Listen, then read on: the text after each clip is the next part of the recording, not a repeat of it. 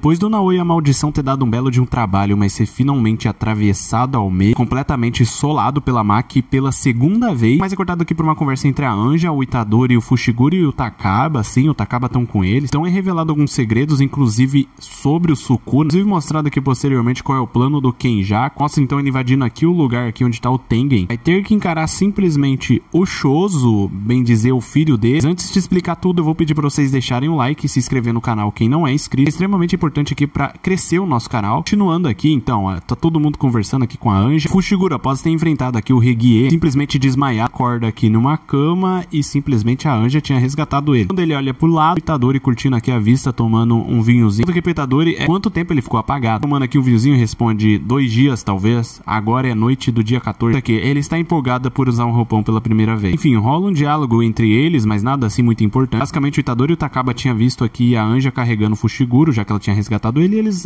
foram atrás. Finalmente dito aqui, né, nós temos aqui 359 pontos, conseguimos atingir nossa meta. Podemos salvar a sua irmã Tsumiki. Então aqui eles finalmente chegam ao cerne da questão, dizendo aqui: Kuruzu, você é a Anja? Se sim, por que você me salvou e por que você está na colônia Tóquio 1? Já que eles tinham ouvido que basicamente a Anja era da colônia Tóquio 2. Ela afirma que realmente ela é. Do nada se abre uma boquinha aqui nela e diz aqui, não é educado interrogar uma jovem moça desse jeito. E bom, isso me lembra tal personagem chamado Sukuna. Todo mundo fica assustado, o Itadori já entende, então é como eu. Aqui, primeiro eu te salvei porque você e a Hana costumavam. Simplesmente a Anja tampa aqui essa boca e dá umas risadas, tipo, nossa, que idiota. Aparece aqui na mão dela e simplesmente chega, já que estão procurando por mim, mas que vocês sabem da minha técnica amaldiçoada. Então ela explica: a capacidade de anular técnicas amaldiçoadas, selos e barreiras inclusos, podemos entrar e sair das colônias como e quando quiser. Eles mudaram de colônia simplesmente por conta do Hajime, não só por ele também, mas porque lá era perto do mar e obtém mais maldições do que jogadores. Então simplesmente ela mete aqui: o meu objetivo é exterminar todos os jogadores reencarnados. A maioria deles suprime e destrói a consciência de seus receptáculos quando reencarnam, intencionalmente ou inconscientemente. Dito aqui que é algo que não deveria acontecer e vai contra as leis de Deus, e para simplificar é um nome dado pela minha crença, ele diz aqui. Você pode ignorar isso se quiser. Então, por isso ele decidiu coexistir com a Hana. Megumi vai lá e explica para ele basicamente o que tá acontecendo e que eles querem que a Anja tire aqui o selo do objeto amaldiçoado de grau especial, o reino da prisão. Porém, a condição era eles ajudarem essa boquinha aqui e basicamente daí então ele vai quebrar o selo. O Megumi diz aqui: não me diga que você quer que matemos aqui todos os jogadores reencarnados. E bom, eu não pediria algo desse jeito, mas de todos os jogadores reencarnados há um que eu preciso eliminar, o tal do anjo caído. Se vocês matarem esse jogador, eu vou ajudar vocês. Adivinha, nesse momento o Itadori ele se lembra aqui de uma coisa que o Sukuna disse pra ele. Basicamente ele diz aqui, achou que seria melhor dizer pro Itadori antes que algum idiota desse com a língua nos dentes, ele é esse tal anjo. O Megumi percebe que o Itadori tá vibradaço aqui, tentando lembrar não sei o que. Pergunta se ele tá bem, tá todo mundo olhando pra ele. Mete aqui: não estou me sentindo bem, me desculpe, preciso deitar um pouco, não sei o que lá. Daí ele deita aqui no sofá, enquanto a Kuruzu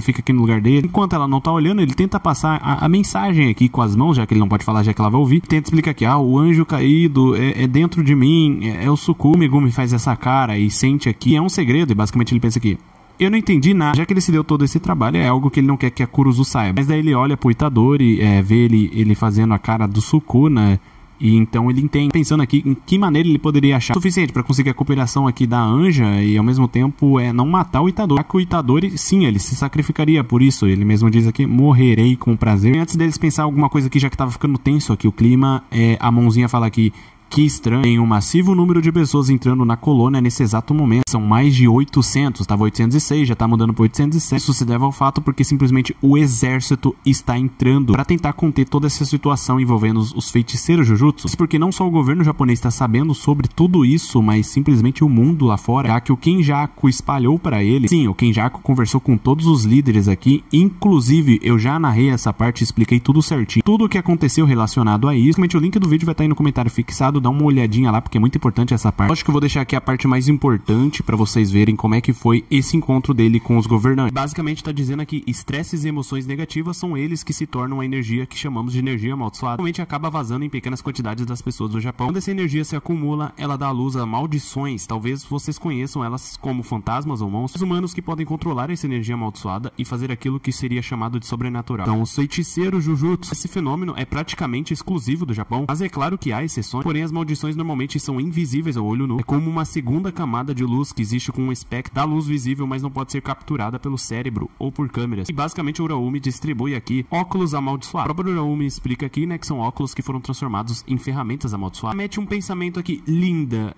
Calma aí, cara, não é assim que funciona. Basicamente funciona como um projetor. Colocarem isso poderão ver as maldições e qualquer coisa feita com energia amaldiçoada. São só maldições que os não feiticeiros não podem ver. Os eventos sobrenaturais causados pelos feiticeiros também são difíceis de perceber. Ao colocarem os óculos, eles podem vir aqui em volta. Se assustam, obviamente. Teve a mulher que tava ali do lado diz aqui, o que é isso? Uma pegadinha, realidade aumentada ou virtual? A realidade virtual me deixa enjoado e tira aqui o óculos, pensando que realmente era isso. Enquanto um mais calmo diz aqui, por favor, se acalme, senhor presidente. Enquanto observava aqui que possivelmente era sim algo real, dizia que isso é uma mina de ouro. Perdemos essa oportunidade e vamos ficar para trás em relação ao resto do mundo. Já continua ele. Como disse antes aqui, tanto as maldições como os feitiços são invisíveis ao olho nu e também às câmeras. Agora o que eu vou mostrar para você é a gravação deixada por um feiticeiro com uma técnica chamada manipulação de marionetes que o permite controlar alguns bonecos e basicamente aqui o Mekamaru. A gravação foi possível devido à sua habilidade que permite que ele veja através dos bonecos. Basicamente aqui eles assistem tudo que o Mekamaru já viu ou sabia. Já te brinco aqui, né? Foi como assistir um filme. Inclusive aqui ele chega à conclusão, energia amaldiçoada é uma fonte de energia. Petróleo e gás natural são combustíveis fósseis. Sol, vento e calor são considerados energias renováveis. Energia amaldiçoada seria a energia mais limpa de toda a história da humanidade. Inclusive vem um pensamento dele muito interessante que ele diz aqui, especialmente aquele cara de cabelo branco, basicamente ele está se referindo ao Satoru Gojo, tem uma grande chance de que ele poderia aqui suprir energia de um país inteiro sozinho. Logo após ele ter cumprido tudo aquilo, é cortado aqui mostrando aqui a Tsukumo Yuki juntamente com o Tengen conversando, enquanto o Kenjaku simplesmente invade aquele local, simplesmente dá de cara aqui com o Shozo, bate um papinho tanto quanto interessante, ele explica aqui pro Shozo como é que funcionaria o plano dele, o porquê que ele tá fazendo tudo isso, inclusive o porquê que ele criou o próprio Shozo. Diz aqui, eu tenho uma vontade estranha de te matar. Já pergunta onde está o Tengen, fala que aquele dedão falante não quer ver você. O Tengen vira aqui um dedo e fala que quem é que você tá chamando de dedão? Parece que você não é bem-vindo. Fala que então imagino que você seja o descartado. Por favor, dê o seu melhor. Sua extinção já cumpriu o seu propósito. Preparações para a fusão com todos os não feiticeiros do Japão acabaram. Deixa o Shozo bem confuso, já que ele pergunta assim, já? Como assim? Enfim, se eu encontrar o Tengen aqui, acabou pra você. Tipo, aí chegará ao fim, talvez, o mundo inteiro. Deixe-me te mostrar umas das possíveis resoluções deste conflito. Shiboi Tsukumo Yuki explicou que ao fundir com o Tengen, o que eu prefiro chamar de otimizar a energia amaldiçoada significa se tornar um feiticeiro. Na minha opinião, isso é só uma fase antes da fusão, na verdade, um processo de verificação a partir da migração e extinção. Tinha dito antes que eu quero não é um mundo sem maldições. Desde o começo eu trabalhei com os feiticeiros, enquanto considerava o potencial das maldições. Talvez uma espécie de nova forma de energia amaldiçoada teria nascer das maldições avançadas chegando ao próximo nível. Então eu tinha grandes expectativas nos mestiços, meio humanos e meio maldições como você. Que pena, vocês eram todos ordinários. Depois de evoluir, o Tengen vai ser mais maldição do que humano, então se todos os não feiticeiros se fundirem com o Tengen, acho que seria como uma maldição carregada pela energia de 1 milhão de pessoas. Talvez até seja aqui como o Uzumaki, sendo capaz até mesmo de extrair algo. Ele acha bastante interessante, mas não tem como saber ao certo até que isso realmente aconteça. É porque ele se pergunta